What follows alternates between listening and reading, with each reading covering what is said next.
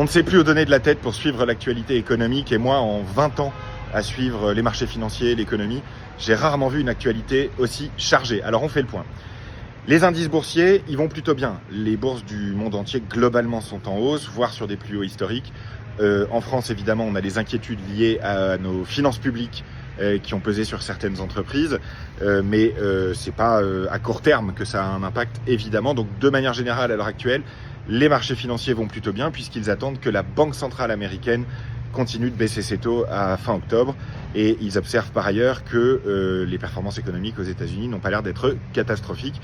Les entreprises ont publié la semaine dernière et la semaine d'avant plutôt des bons résultats. Les entreprises européennes évidemment souffrent de la politique de Donald Trump entre les droits de douane et la forte baisse du dollar qui facilite les exportations pour les entreprises américaines, mais qui rend les exportations européennes aux États-Unis beaucoup plus difficiles. Pernod Ricard et d'autres entreprises françaises ont publié des résultats ces derniers jours qui montraient bien qu'elles souffraient dans leurs exportations.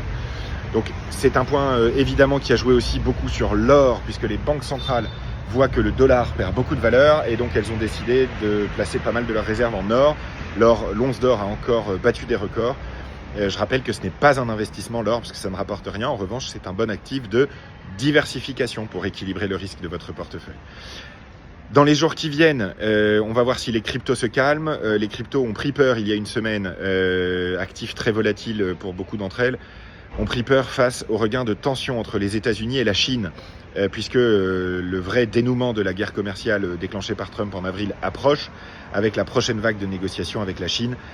Il a calmé le jeu ces derniers jours quand il a vu que ça inquiétait tout le monde, mais néanmoins, les dégâts étaient déjà faits pour beaucoup de traders à effet de levier sur crypto.